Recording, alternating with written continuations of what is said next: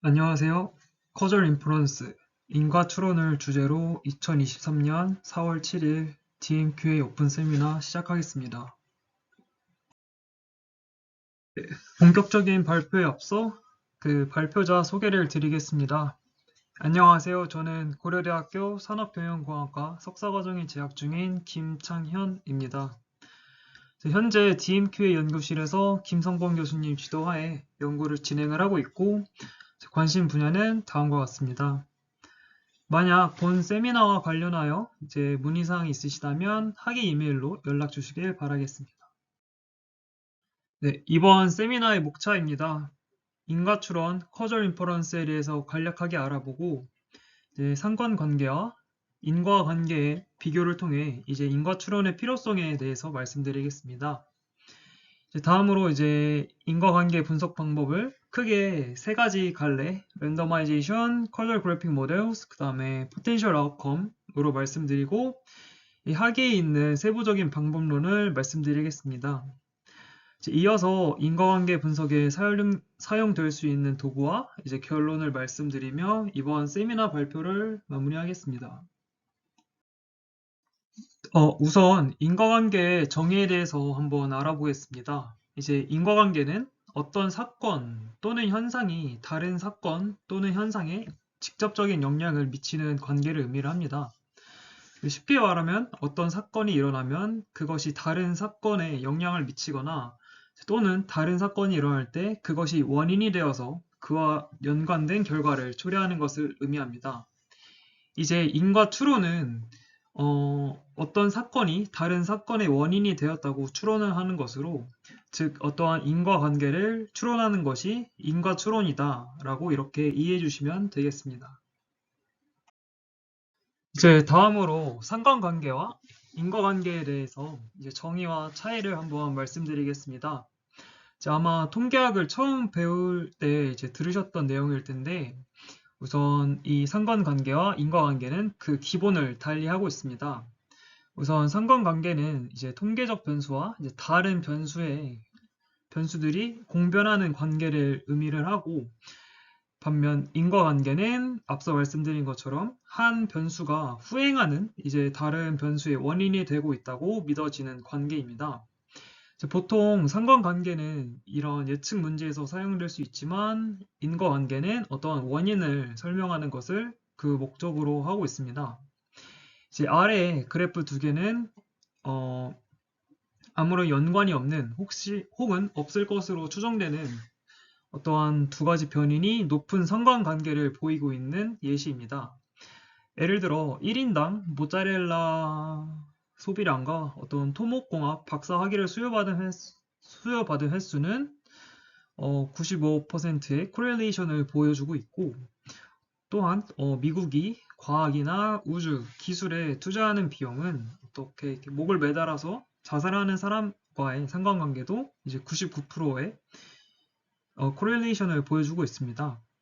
만약에 둘 중에 하나의 변수를 이용해서 다른 변수를 예측을 할 때는 이렇게 상관관계가 유용하겠지만, 어떤 현상의 원인이 무엇인지를 알고자 했을 때는 상관관계는 보이시는 것처럼 전혀 도움이 되지 않습니다. 다음과 같은 예시를 통해서 상관관계와 인과관계는 아예 다른 개념인 것을 알고 있고, 그런데 왜 기초 통계학에서 배웠던 이런 내용을 본 세미나에서 다시 한번 짚고 넘어가는지 말씀드리겠습니다.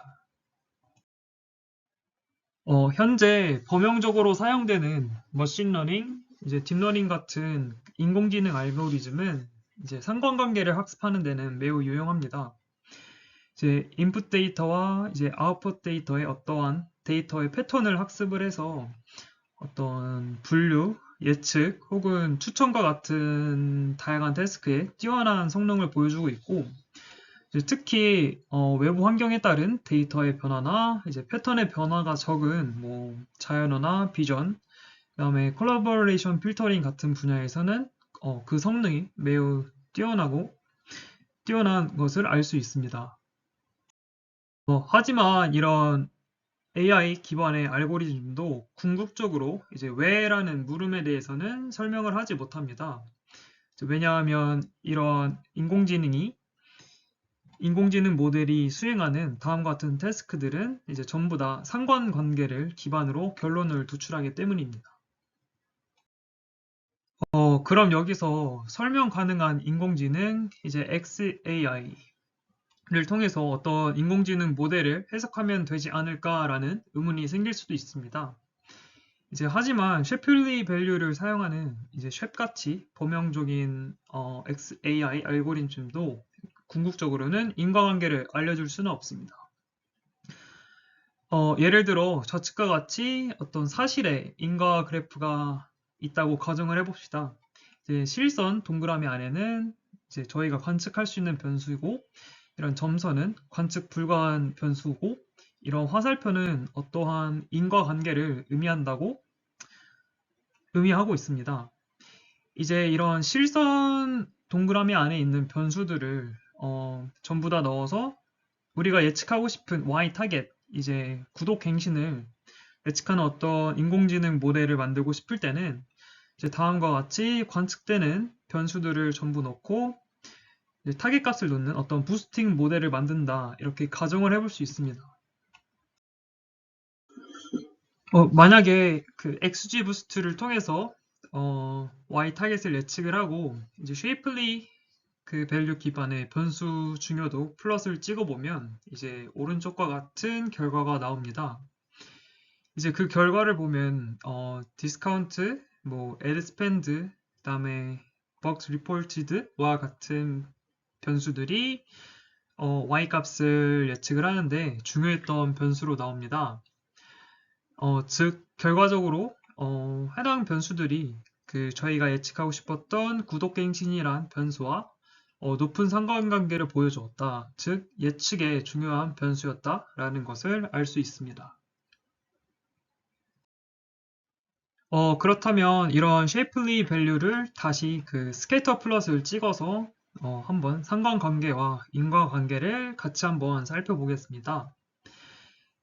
이렇게 보이는 파란색 선은 그 쉐밸류를 이제 스케이터 플롯을 통해서 나타난 결과이고, 여기 보이시는 이런 검정선은 그 이콘ML이라는 그 마이크로소프트에서 제공하는 어떤 파이썬 패키지를 사용을 해서 실제 인과관계를 분석한 결과입니다. 우선 그 ad spend, 그 광고 지출과 그 bugs reported, 그다음에 어떤 버그가 리포트된 양은 그 스캐터 플롯을 보면은 어떤 양의 상관관계를 보여줬지만 실제로 구독 갱신과는 아무런 인과관계가 없는 것으로 분석이 되었습니다. 또한 그 디스카운트, 구독 할인과 같은 경우는 스캐터 플롯을 봤을 때는 어떤 음의 상관관계를 보여주고 있었지만 반대로 그 인과 효과를 분석해 본 결과 어떤 양의 인과관계를 보여줌을 알 수 있었습니다. 또한 여기 세일스 콜스라고 어떤 구독을 위한 영업 전화를 나타내는 변수가 있었는데 이 셰플리 밸류를 통해서 분석을 했을 때는 어떠한 상관관계가 없었지만 그 인과 효과를 분석해 본 결과 이 세일스 콜스는 구독 갱신과 어떠한 양의 인과관계를 보여주고 있었다, 이런 인사이트를 얻을 수 있었습니다. 즉, 이 인과 추론을 통해서 우리는 일반적인 XAI나 어떤 인공지능 모델로는 알 수 없었던 인과관계를 파악을 할 수 있고, 이를 통해서 조금 더 중요한 의사결정이나 풍부한 해석을 이끌어낼 수 있습니다. 그러면 도대체 이런 인과 추론은 도대체 어디에 사용될 수 있을까요? 이제 저는 이제 다음과 같은 경우가 가능하다고 생각을 하고 있습니다. 어떤 구독 경제 기반의 사업을 하고 있는 CEO가 이제 데이터 분석가한테 인과관계에 대해서 질문을 할 수 있습니다. 이런 데이터 분석가가 구독 갱신에는 다음과 같은 변수가 큰 상관관계를 보여줬다라고 보고를 하지만 CEO는 어떤 예측의 문제가 아니라 구독 갱신이 왜 올랐는지에 대한 질문을 던질 수 있습니다. 만약에 인과 추론을 모르는 데이터 분석가는 상관관계만 얘기를 할 수 있고 그 인과관계에 대해서는 대답을 할 수 없지만 그 인과 추론과 인과관계에 대해서 분석을 할 수 있는 데이터 분석가는 구독 갱신이 왜 올랐는지에 대해서 어떤 세일스 콜스라는 새로운 변수를 찾아내고 이에 대한 답변을 조금 더 명확히 할 수 있다라고 생각을 하고 있습니다. 그렇다면 본격적으로 이런 인과관계를 분석할 수 있는 방법에 대해서 말씀드리겠습니다. 어떻게 이런 인과관계를 분석할 수 있는 방법은 크게 세 가지로 나눠볼 수 있습니다. 우선 첫 번째로 랜더마이제이션, 어떤 랜덤화 추출 기법이고, 두 번째로는 Causal Graphing Models, 어떤 인과 그래프 모형을 사용한 방법이고, 마지막으로는 Potential Outcome으로 어떤 잠재적 결과를 추정을 해서 분석하는 방법입니다. 이제 또 그 갈래에는 다음과 같이 세부적인 방법론이 나눠져 있고, 이를 그 세미나 진행을 통해서 하나씩 말씀드리도록 하겠습니다. 하지만 아직 인과 추론의 어떠한 그런 분류는 명확하게 나눠지지 않았기 때문에 제가 본 세미나에서 그 말씀드리는 분류나 어떠한 갈래는 견해에 따라서는 다를 수 있다는 점을 말씀드리고 우선 랜더마이제이션 기법부터 설명드리도록 하겠습니다. 첫 번째로 랜덤화 추출의 그 가장 대표적인 방법은 이제 랜더마이즈드 클리니컬 테스트입니다. 이제 한국어로는 무작위 임상 시험이라고 하는데 현실에서는 A/B 테스트라고 불리기도 합니다. 이제 해당 방법은 매우 직관적이라는 장점이 있습니다. 우선은 측정하고자 하는 변수 위에는 이제 최대한 다른 모든 것들을 고정을 하고 어떻게 확인하고 싶은 변수만 변경하면서 어떻게 실험으로 진행하는 실험 기반의 방법론입니다. 결과적으로 무작위 배정을 통해서 해당 변수가 어떤 효과를 일으키는지 평균적인 효과를 측정할 수 있다는 그러한 장점이 있습니다. 예를 들어 해당 화면은 실제 넷플릭스에서 사용한 A/B 테스트의 화면인데요. 프로덕트 A와 프로덕트 B의 화면은 시청자들한테 보이는 이런 랜딩 페이지가 다르게 보이고 있습니다. 오른쪽 프로덕트 B를 보시면 썸네일이 이렇게 거꾸로 뒤집혀져 있다는 것을 알 수 있습니다. 이렇게 썸네일의 위치 말고는 모든 것을 고정을 하고 이제 넷플릭스는 프로덕트 A와 프로덕트 B의 효과를 실험하기 위해서 다음과 같은 방법을 진행을 합니다. 이렇게 수많은 넷플릭스 멤버들을 무작위로 배정을 해서 이제 프로덕트 A가 노출되는 그룹을 만들고 프로덕트 B가 노출되는 그룹을 만듭니다. 그 다음에 이 두 군집에 대한 어떠한 인게이지먼트를 측정을 하게 되는데 이제 평균적인 효과는 다음과 같이 측정이 됩니다. 이 프로덕트 A 그림이 뒤집혀지지 않은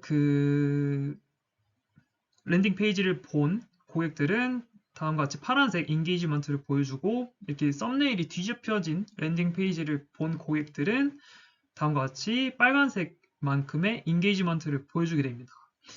이렇게 한 달간 랜딩 페이지를 실험하게 되면은 프로덕트 A와 프로덕트 B가 보여줬던 평균적인 효과를 측정을 할 수 있습니다.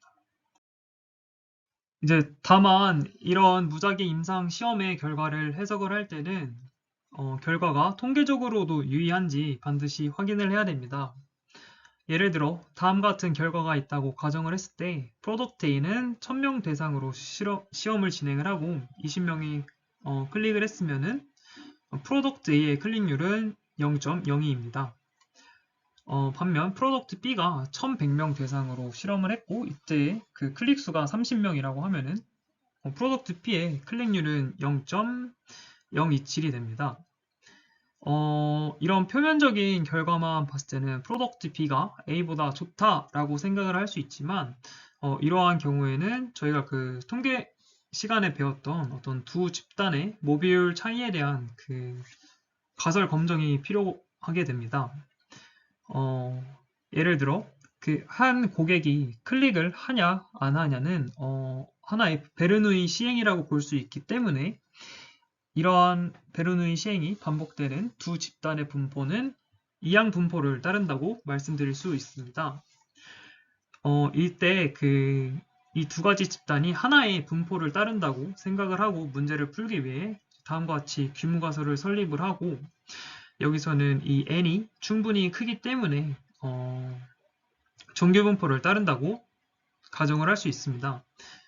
이때 그 Z 검정 통계량은 다음과 같이 구할 수 있는데, 저희는 하나의 분포를 따른다고 생각을 하고 문제를 풀기 위해서 이때 다시 합동 표본 비율로 그 P를 치환을 해줘야 됩니다. 이때 최종적으로 계산하게 되는 Z 검정 통계량은 이제 다음과 같은 식을 통해서 마이너스 1.05라는 값이 나오게 됩니다.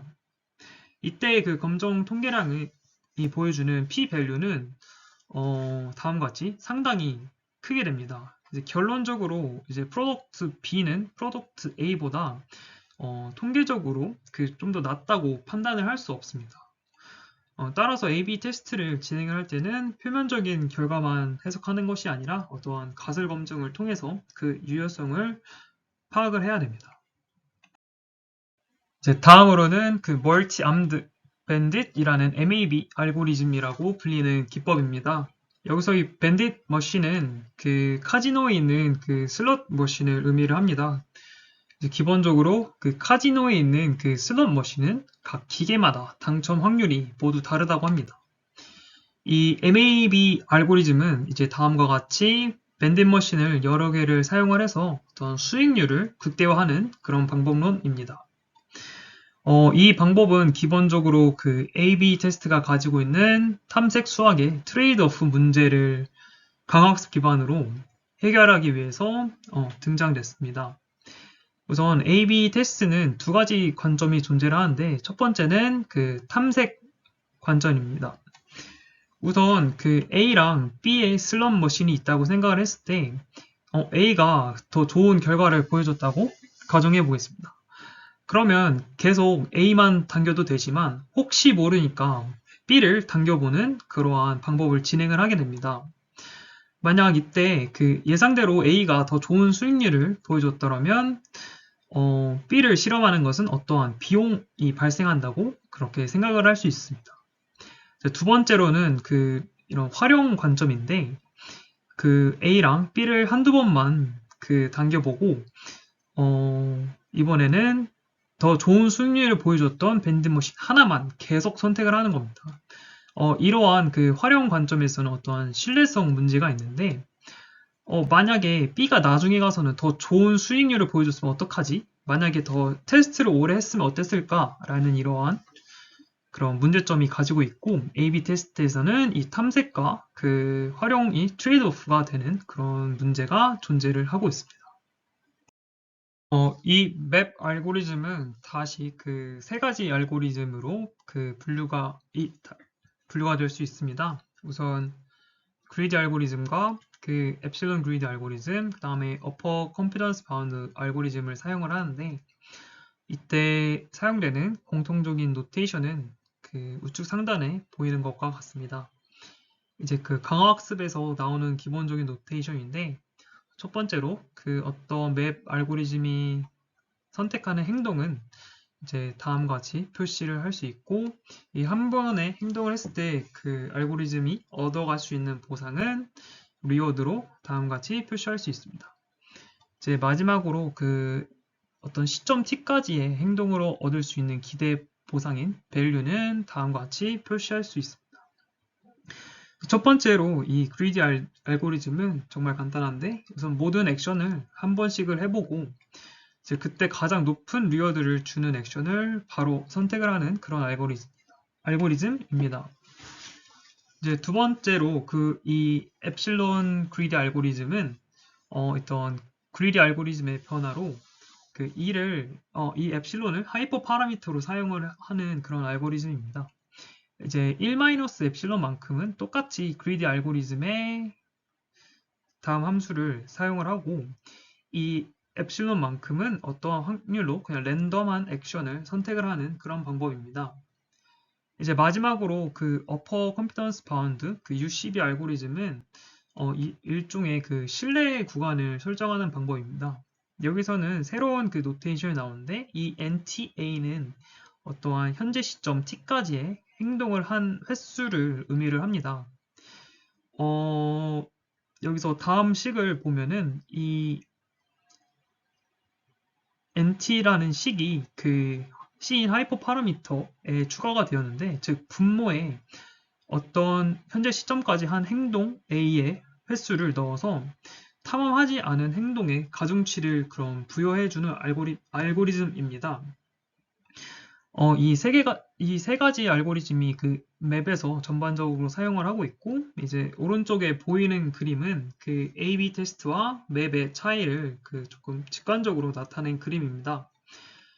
우선 A/B 테스트는 다음과 같이 각각의 그 독립적인 시험을 진행을 하고, 한번 그 최적의 결과가 나타나게 되면은 그 버전 A를 쭉 진행을 하게 됩니다.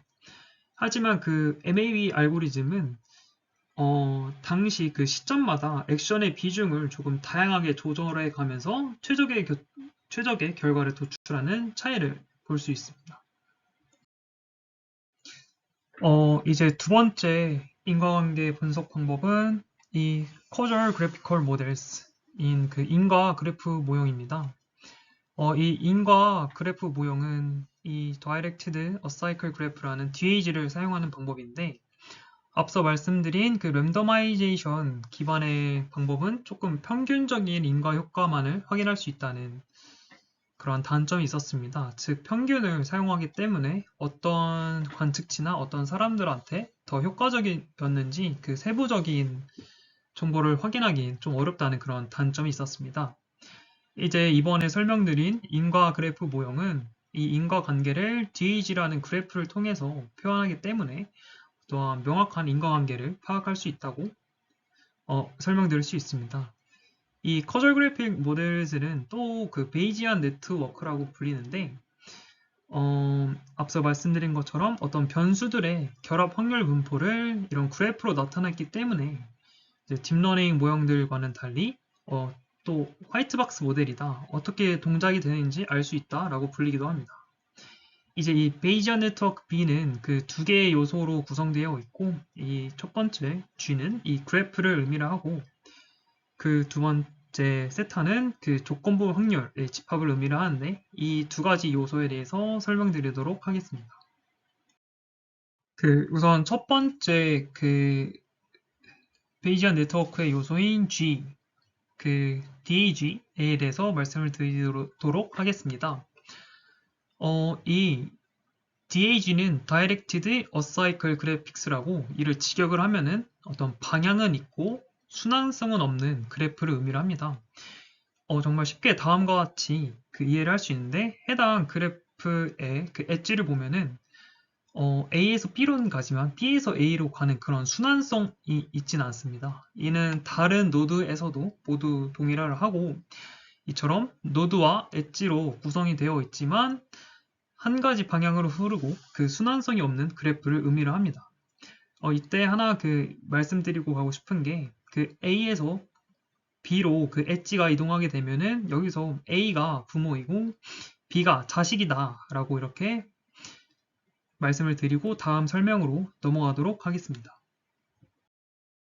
이제 두 번째 요소는 이 세타로 조건부 확률의 집합입니다. 이 베이지안 네트워크는 어떤 여러 인과관계를 조건부 확률로 표현한다 말씀을 드렸습니다.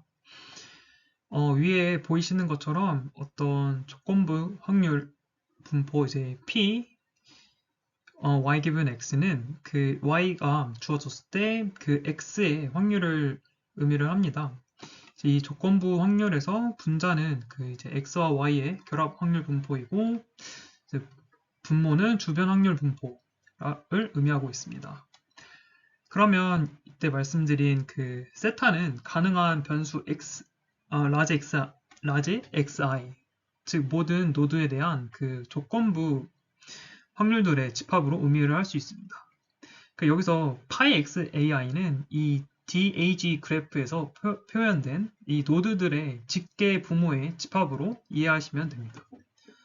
결론적으로 이 커절 그래피컬 모델즈에서 사용되는 베이지안 네트워크는 이제 다음에 어떠한 결합 확률 분포로 표현이 가능합니다. 저도 처음에 이런 설명을 들었을 때는 좀 이해가 안 되는데, 이제 다음과 같이 그 예시를 통해서는 조금 더 이해를 하기 쉽습니다. 우선 다음과 같은 관계가 있는 어떤 DEG 그래프가 있다고 가정을 해보겠습니다. 이제 X1 같은 경우에는 이제 직계의 부모가 없고 X2의 직계 부모는 X1 뿐입니다.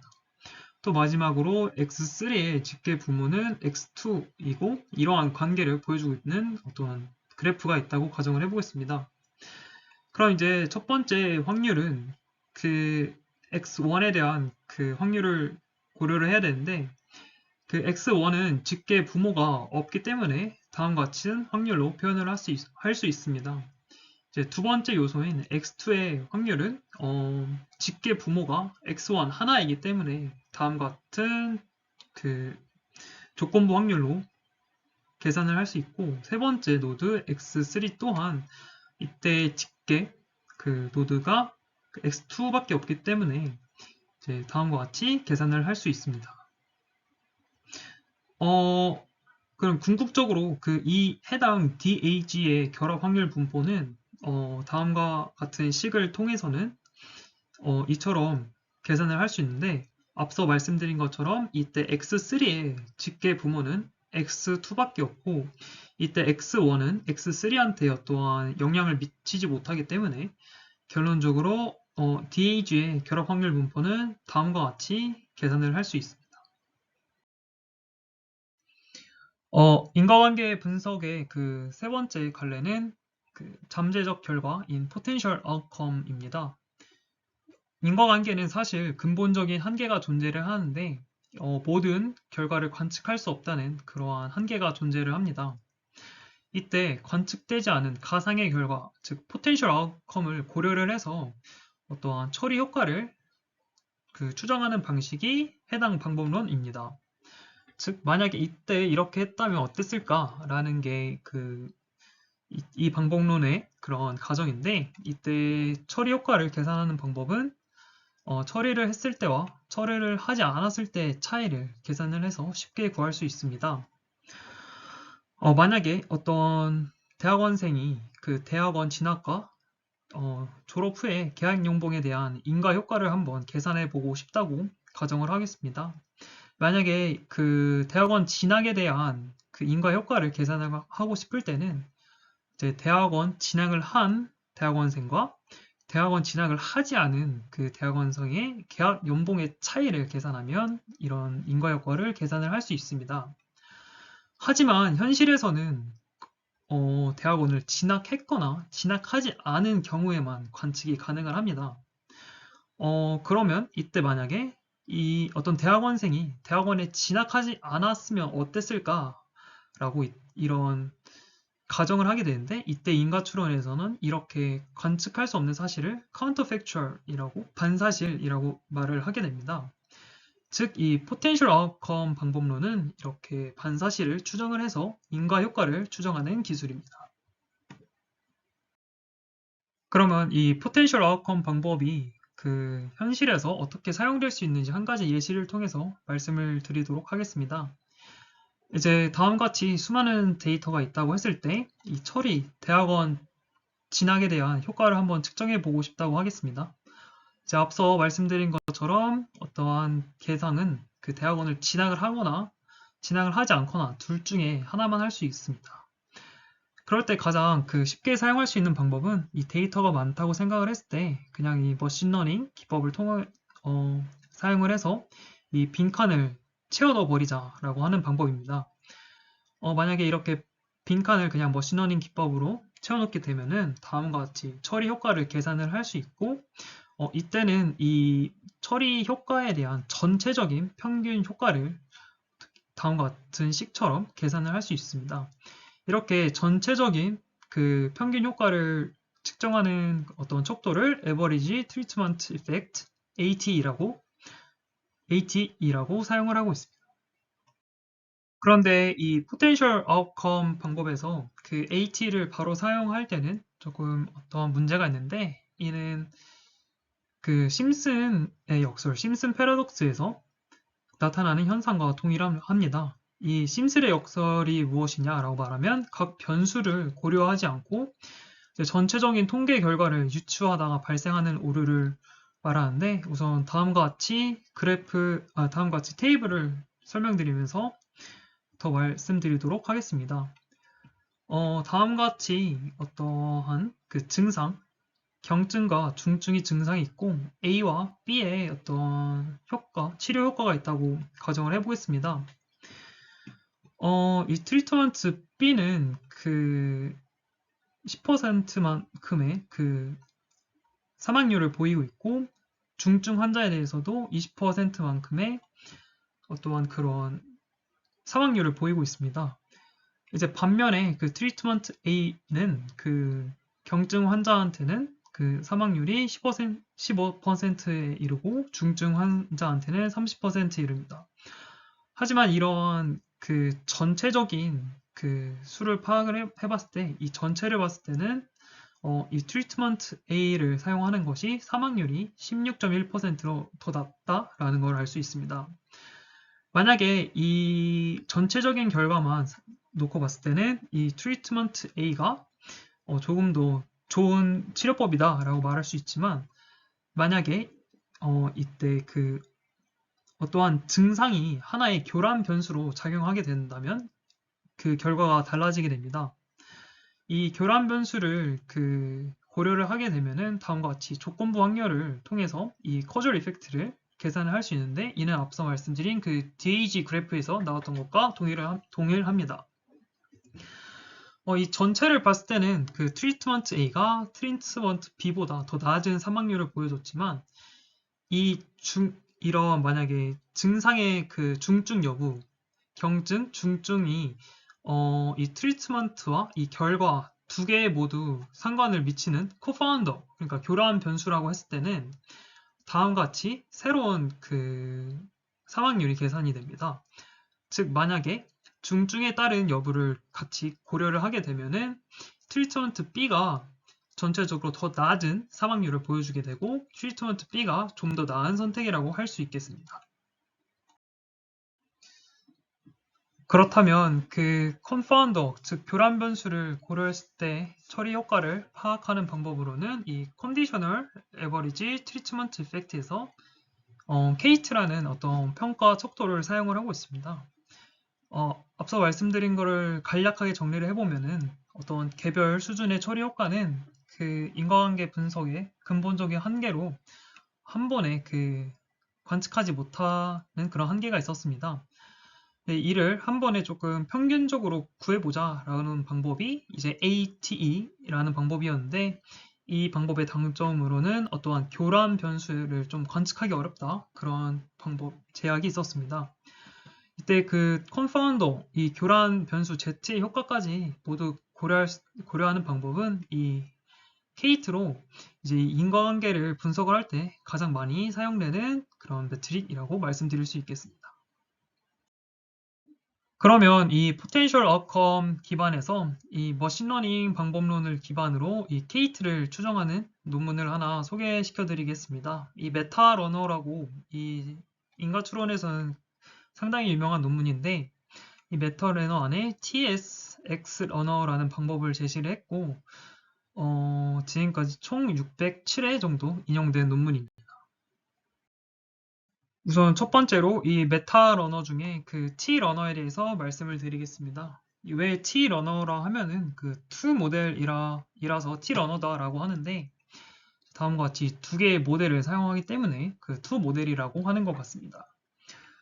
이 방법론은 상당히 조금 직관적인데 우선 이 노테이션을 보면 이 수도 코드를 보면 우선 처리받지 않은 변수와 그에 따른 반응 값을 다음과 같이 정의를 하고 어떠한 트리트먼트를 받은 변수와 이때의 반응 값을 다음과 같이 정의를 합니다.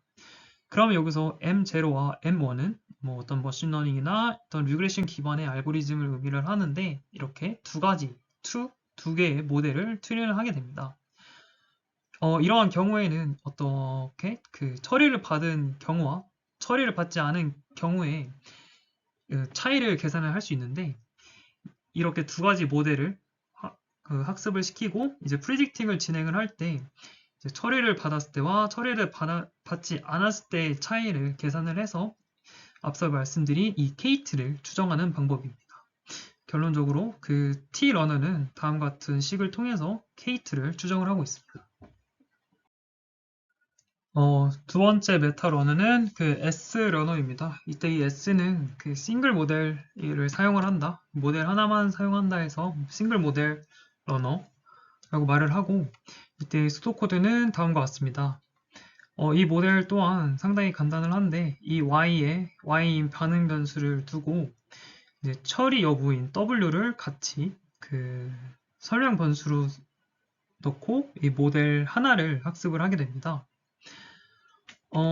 오른쪽 그림을 보면은 이 처리 여부를 한꺼번에 넣고 이 트리트먼트를 넣고 모델 하나를 학습을 하게 되고, 이제 이 학습한 모델을 가지고 그 처리를 했을 때와 처리를 하지 않았을 때 경우의 값의 차이를 통해서 이 K트를 추정을 하게 됩니다.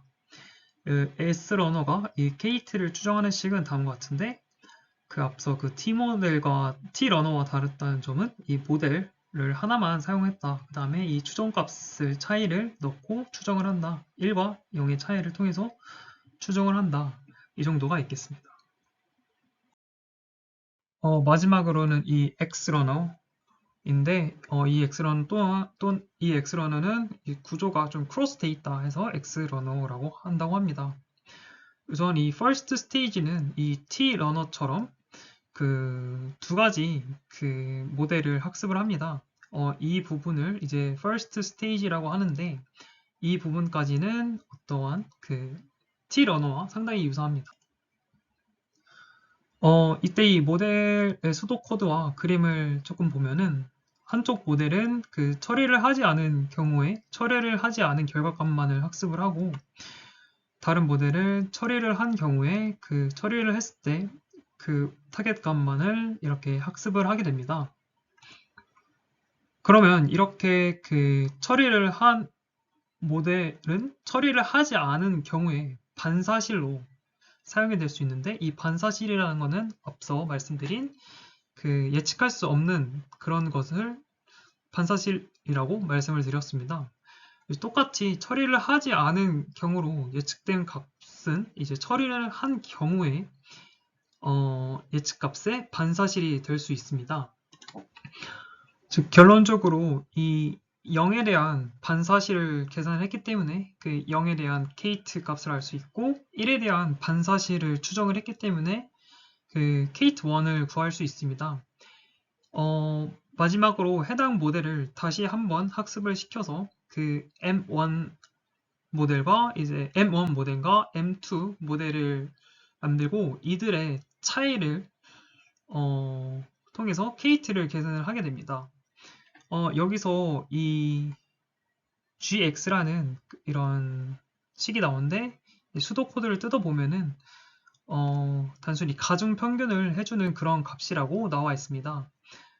이 X러너는 이 논문에 의하면은 앞서 말씀드린 이 T러너가 가지고 있는 어떠한 대상군과 이 대조군 차이의 근본적인 데이터 양의 차이를 해결해 줄 수 있다라고 그렇게 말하고 있습니다.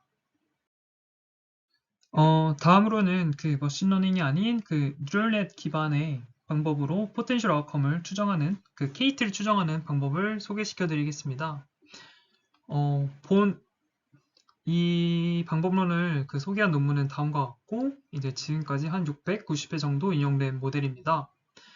우선 이 TARNet이라는 것은 그 이 IPM이 없는 부분을 생각하시면 되는데, 기본적으로 이 두 개의 헤드를 사용을 하고 있습니다. 근데 이 두 개의 헤드가 있던 뉴럴 네트워크의 그 리프레젠테이션 레이어를 같이 공유를 하면서 학습이 되는 방법이고, 이렇게 처리를 받은 집단과 받지 않은 집단의 차이를 예측하는 방법입니다. 이제 이 CF넷은 이 TARNet의 이 IPM이라는 어떤 제약식을 단순히 추가한 방법인데, 이 IPM이 뭔지 논문에서 의미를 한번 찾아봤는데, 이 트리트먼트를 받는 그룹과 그 트리트먼트를 받지 않는 컨트롤된 그룹이 어떠한 데이터의 양이나 이런 분포 차이가 있기 때문에 이러한 그룹 간의 차이를 최소화하는 그런 제약식이라고 의미를 하고 있습니다. 이제 결론적으로 뉴럴넷 모델 또한 그 각각 추론된 값을 통해서 이 K트를 추정을 하고 있다라고 이해하실 수 있습니다. 아마 이 인과 추론을 하실 때 어떠한 패키지를 사용해야 되나 조금 막막할 경우가 있을 것 같은데 이 두 가지 파이썬 패키지가 가장 범용적으로 사용되고 있습니다. 이 Causal ML이라는 패키지는 우버에서 만들었고 이제 이콘 ML은 그 마이크로소프트에서 만든 건데 다음과 같이 다양한 방법론을 제시를 하고 있습니다. 또한 오늘 세미나에서는 이 메타 러너랑 그 뉴럴넷 기반의 방법론을 설명을 드렸는데 저희가 아직 현업에서는 가장 많이 사용하고 있는 트리 기반의 알고리즘 또한 이 인과관계를 추론할 수 있기 때문에 만약 필요하신 분은 이 해당 패키지를 참고해 보시면 좋을 것 같습니다. 인공지능 기반의 모델은 데이터의 어떤 패턴을 파악하기 때문에 상관관계를 학습을 해서 어떤 예측이나 분류와 같은 태스크를 해결하는 데는 뛰어난 성능을 보여주고 있습니다. 하지만 아직까지 왜 그런 결과가 나왔는지 원인을 밝히는 데에는 많은 한계가 존재합니다. 이를 위해서는 상관관계가 아닌 인과관계를 추론할 줄 알아야 되는데 최근에는 머신러닝이나 딥러닝을 활용을 해서 인과를 추론하는 연구가 활발하게 진행되고 있습니다. 혹시 이번 세미나에 대해서 문의사항이 있으시면 아래 이메일 주소로 연락 주시길 부탁드리겠습니다. 감사합니다.